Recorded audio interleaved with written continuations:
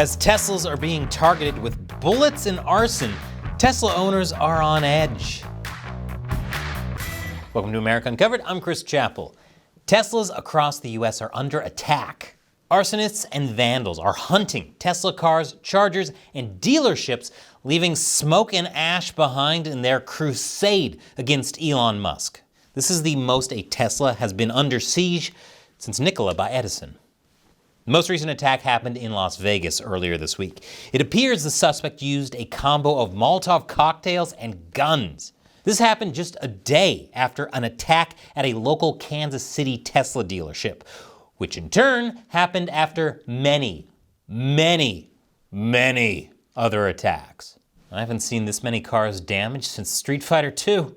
Police say surveillance images from the dealership shows Adam Matthew Lansky throwing Molotov cocktails at the dealership, sparking fires. In a separate incident, police alleged that Lansky fired several rounds into the dealership and at least one vehicle. They told me that it had been shot.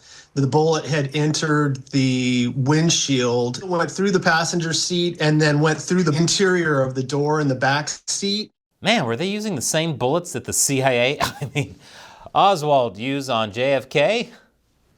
It's gotten to the point that even Europe is facing these attacks. This all started the night before Trump's inauguration, but it's been ramping up, particularly in the past few weeks. I guess you would call this a cyber attack? It's been absolutely devastating, especially for the arsonists setting themselves on fire. This might be the only time a person's body is worse for the atmosphere than a car. In addition to setting fires and shooting bullets, perpetrators have been leaving messages behind like, "Trump sold us, F Elon Musk," and "Trans rights are human rights?" Wow, I didn't realize Trans Am enthusiasts were so militant. Of course, they're also writing Nazi, Elon is Nazi scum, and even kill Elon.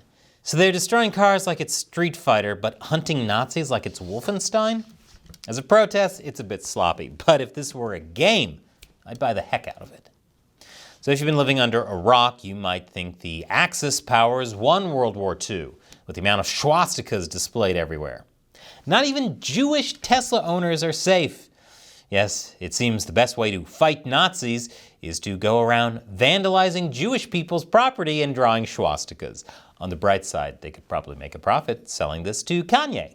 Why do so many people think Elon Musk, a pretty adamant supporter of Israel, is a Nazi?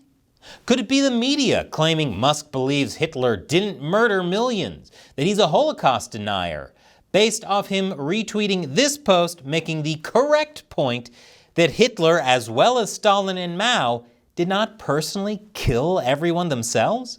Look, I get being concerned about Musk's influence in the Trump administration. I've been very critical about his ties to China. And let's not forget that time he got a haircut that looked like someone dropped a poop emoji on his scalp. But what happened to being concerned about green energy and protecting the environment? Do people not care about these environmental issues anymore? I guess lighting yourself on fire is one way to permanently reduce your carbon footprint. It's a little strange because that was the reason why so many people, especially celebrities, bought Teslas. I didn't get the Tesla because I support Elon. I got it because, it's eco-friendly. I don't have to spend on gas. I just wanted a car. Ironic that someone being called a Nazi is trying to stop people from releasing gas clouds.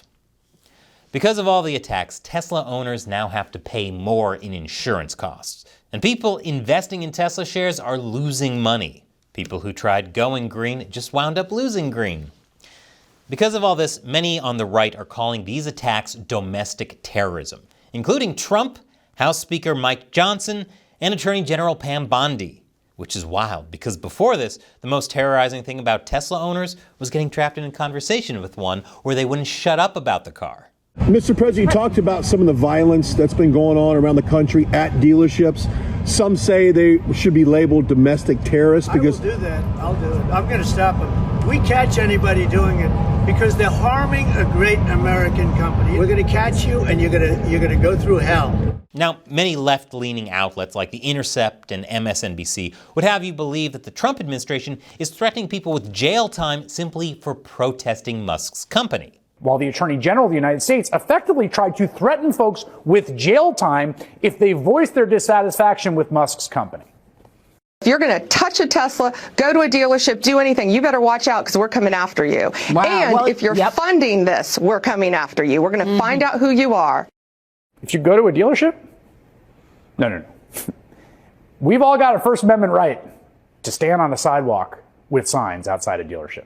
Even after President Trump and his top campaign donor and the Attorney General, Pam Bondi, all started threatening Americans who don't support Elon Musk's car company. They started threatening people that they'd be hit with terrorism charges, or that these, boycotting Tesla or protesting against Tesla was somehow specially illegal in a way that other forms of protests aren't, which is nonsense legally.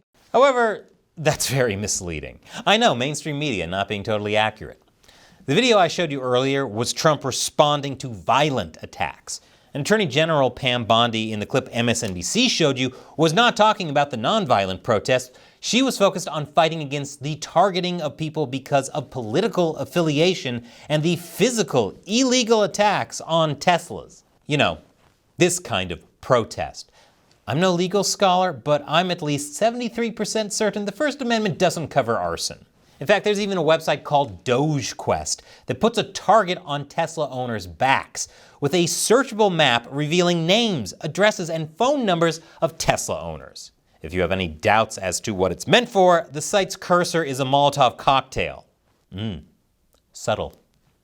According to 404 Media, the map also includes the addresses of Tesla dealerships, the rough locations of Tesla superchargers, and the personal information of Doge employees.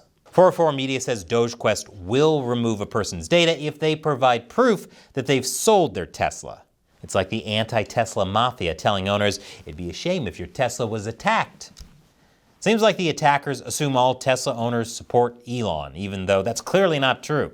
In fact, 404 Media spoke with the Tesla owner they found through DogeQuest, who turned out to be anti-Elon. But they're now scared for their family's safety since, some of these protesters probably aren't super careful about avoiding harming others when they're accidentally setting themselves on fire. Threatening people to change their behavior with potential violence over politics does sound like domestic terrorism. Now, legally speaking, there is no U.S. federal law for domestic terrorism. It's kind of like porn. You just kind of know it when you see it and hope you don't run into someone engaging in it while you're at the library. But there is a federal definition. It defines domestic terrorism as activities involving acts dangerous to human life intended to intimidate or coerce civilians, influence government policy, or affect government conduct by mass destruction, assassination, or kidnapping within U.S. jurisdiction. Their actions fit that to a T, and that T is for Tesla. But while there is a definition, the federal government doesn't actually impose penalties for domestic terrorism specifically. Instead, that's left to the states, and 32 states plus Washington, D.C. have them. But even without domestic terrorism laws, there are still a bunch of crimes that the perpetrators can be charged with, like firing a gun or throwing a Molotov cocktail at a vehicle, instead of destroying it with your bare hands and feet like a true world warrior. Which reminds me, check out this video I did about Street Fighter 2 and what it can teach us about globalization. And you know what's cheaper than buying a Tesla? Buying me a coffee bag. Subscribe to our new premium website, AmericaUncovered.tv. Just click on the button that's been on the screen. Once again, I'm Chris Chappell. Thank you for watching America Uncovered.